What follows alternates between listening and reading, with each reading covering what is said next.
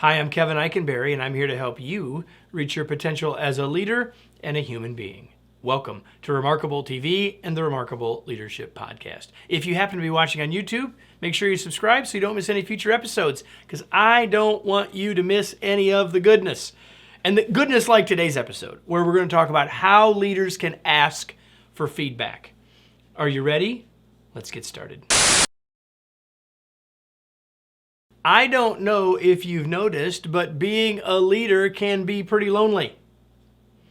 There's a lot of times when there's things maybe we can't feel like we share, that maybe people aren't sharing with us. It can be lonely, and being a leader can be insulating. And so that means it's especially important that we work on getting some feedback so we know what's going on around us and how what we're doing is impacting others.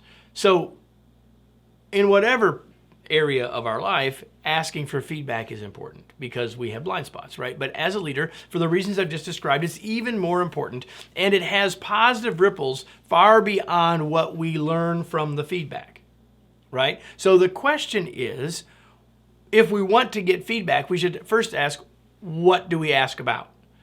Like, it's one thing to say, hey, could you give me some feedback? Which, by the way, isn't a very good way to ask the question, but we should be more specific in the question that we ask. So what do we ask about? We ask about our ideas.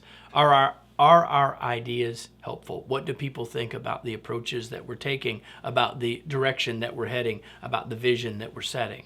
So we can ask about our ideas. We can ask about our approaches specifically. Hey, is the way that we're having our communication working for you or not?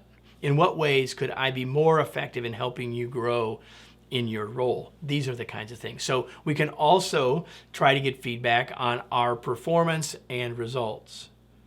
Like, how are we doing? What could I be doing differently?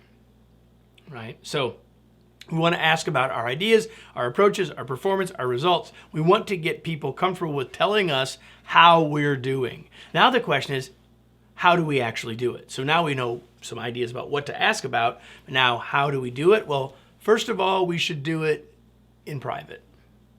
Hopefully you're having one-on-ones with your team members. And if you are, one of the things you should be asking regularly, if not always, is, so what can I do to help you?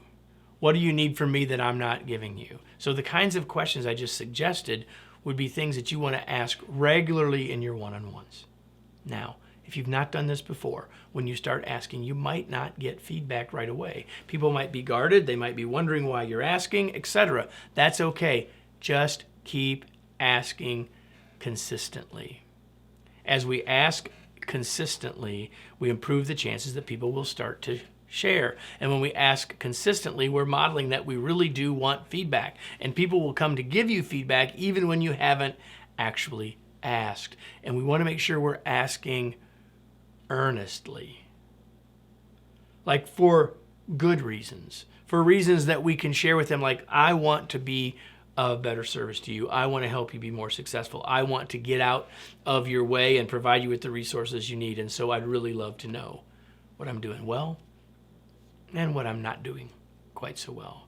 So asking earnestly and asking consistently. But what about in public? Should we ask in public? There are probably times that we can do that, especially if the level of trust on our team is growing. If there's a level of psychological safety where people feel comfortable with that, you can certainly ask for that feedback in public. But for the most part, I would ask for it one-on-one far more frequently and far more consistently, right?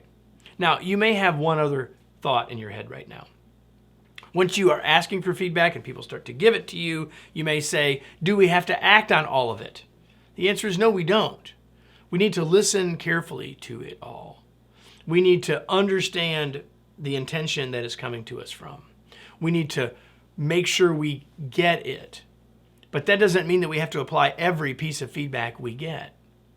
On the other hand, if you consistently hear, for example, that you're interrupting people, and you hear it over and over, well, at some point, maybe, just maybe, okay, probably, you should take action on that feedback. Okay, let me summarize and close with today's tweet. The best leaders are willing to ask for feedback. Not only does it help them learn and grow, but it models what they want their team to do as well. I hope you found this episode useful. If you did, I'll bet you would love my 3 times a week email. Comes every Monday, Wednesday, and Friday. It's called Your Remarkable Day, where I try to help your day start off by being more remarkable with a few hundred words to encourage, engage, perhaps educate you. Hope that you will take advantage of that. You can learn more about it and subscribe for free by going to kevineikenberry.com/newsletters. I hope you'll do that.